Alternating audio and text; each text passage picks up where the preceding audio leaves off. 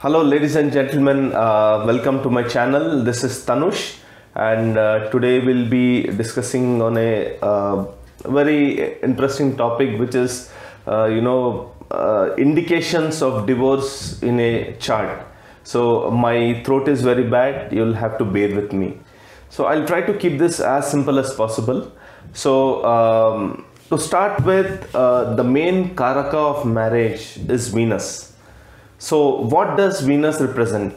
Venus represents the bonding between couples. Venus represents emotion, love and romance, which actually is very much required for a marriage to be successful. So that is why we say Venus is the main karaka of marriage. So when we have issues with Venus in a chart, it will directly impact the married life. So let us see few scenarios. Now the first scenario is, which is the most important scenario, is when Venus is in conjunction with Sun.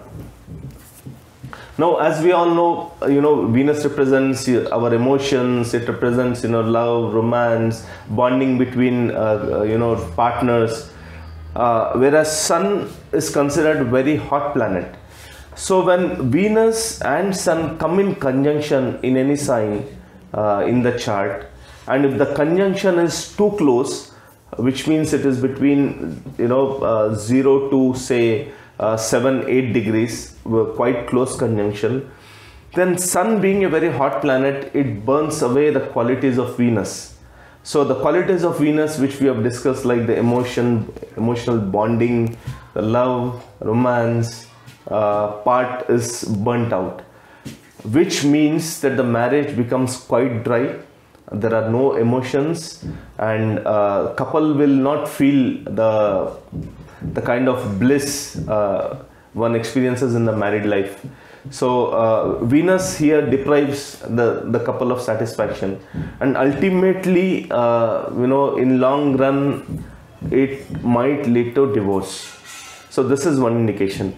Now second is if Venus is debilitated. So Venus is debilitated in the sign of Virgo, and if it is not receiving any Neech Bhanga, means cancellation of debilitation, and it is not receiving any benefic aspect, then again a person might feel the married life to be a kind of emotionless, and the person might not experience the love and satisfaction in the married life. So that again might lead to divorce.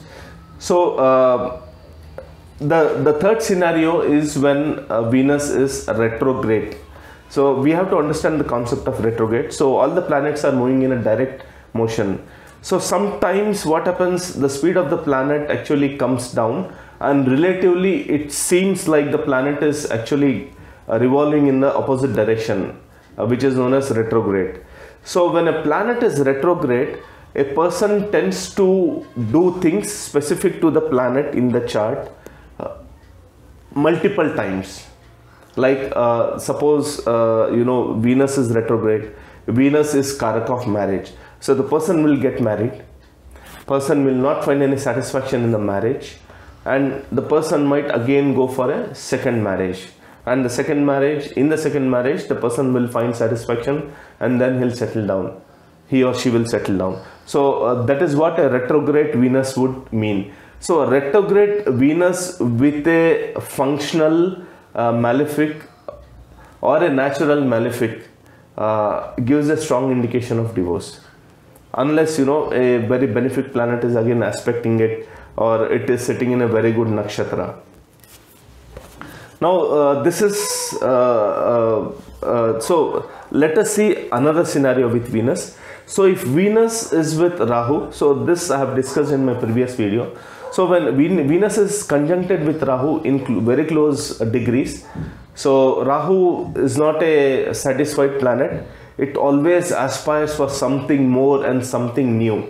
So when it actually conjuncts with Venus, so what it does is that the person will not be satisfied in the married life, and this kind of person when Venus and Rahu are sitting in certain nakshatras, it will make a person to search for new partners, and the person will go on changing partner after partner, and the person will never be satisfied in the married life.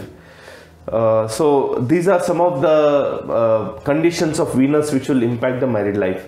Now if the second, we all know that the 7th house is the house of marriage. So if the Lord of 7th house is again sitting with Rahu, we can see this kind of pattern which we discussed, Rahu with Venus conjunction, this kind of pattern repeating. It all depends on which planet it is, but there is always a sense of sense that the person is missing something, and sense to to go for a new thing, to experience new thing. So this is what Rahu makes a person do.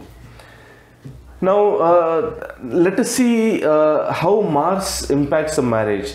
So if Mars is sitting in the 7th house of marriage, and if it is either debilitated, or if it is sometimes in its own house or in conjunction with Sun, Mars becomes very aggressive. So Mars is an aggressive planet. It represents aggression. So if Mars in under certain condition is sitting in the 7th house, it makes the partner very aggressive. So either the person himself is very aggressive, or the partner is aggressive, and the other person will feel suppressed.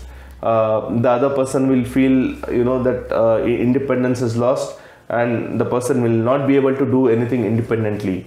So this aggression ultimately will lead to divorce.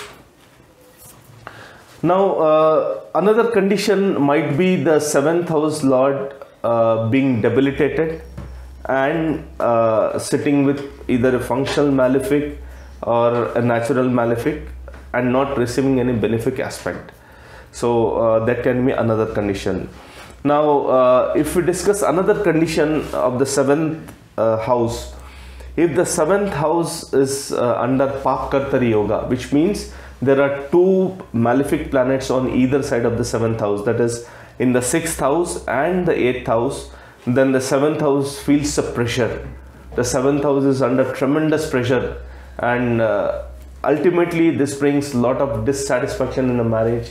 So the person will not get proper partner, or will get a partner who is not up to the expectations. The expectations of both will not match, and ultimately it will end up in divorce.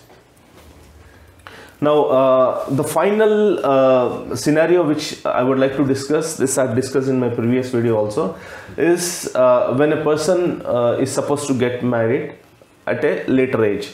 So we all know Saturn is a karaka of delay. So if the Saturn is owning the 7th house, as is the case with Cancer and Leo ascendant, or if Saturn is sitting in the 7th house, or if the Saturn is aspecting the 7th house with one of its 3 aspects, so in this case it tends to delay the marriage. So Saturn always delays the marriage, it never denies the marriage. So if the person with this condition gets married somehow, due to pressure, or due to pressure of the society, due to pressure of family, the person gets married at an early age, then it will end up in divorce. So Saturn will ensure that this person will settle in the married life only after 32, 35, or even 36, 37, based on how the Saturn is placed. So one condition which breaks this is when Saturn is receiving a benefic aspect of either Jupiter or Venus. So when this happens, the person will again get married. Normally during the time the person has to get married, at the age when the person has to get married. So these are few conditions which can cause divorce in marriage. But I would suggest that don't take these conjunctions or these placements as it is. There are many things which have to be considered for divorce, like in which nakshatra the planet is sitting, how the conjunction is happening, the degrees of conjunction, the aspects on the conjunction, and if the seventh house is terribly damaged in the Lagna chart, then we have to refer to the divisional chart, which is the D9 or Navamsha chart. Navamsha chart is again the 9th house surgically opened, so it gives a clear scenario of how the married life would be. So a planet which is debilitated or severely affected in the Lagna chart may be excelled, or maybe sitting in its own sign, or may have a very good directional strength in Navamsha, so which will again cancel the scenario of divorce.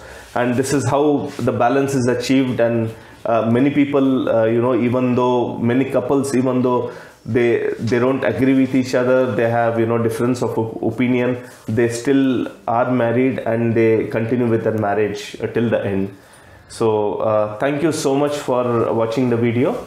If you like the video, kindly subscribe to my channel, and if you want to consult me, you have all the details in the description. You can contact me via WhatsApp or email. Thank you so much for watching, and see you all with my next video.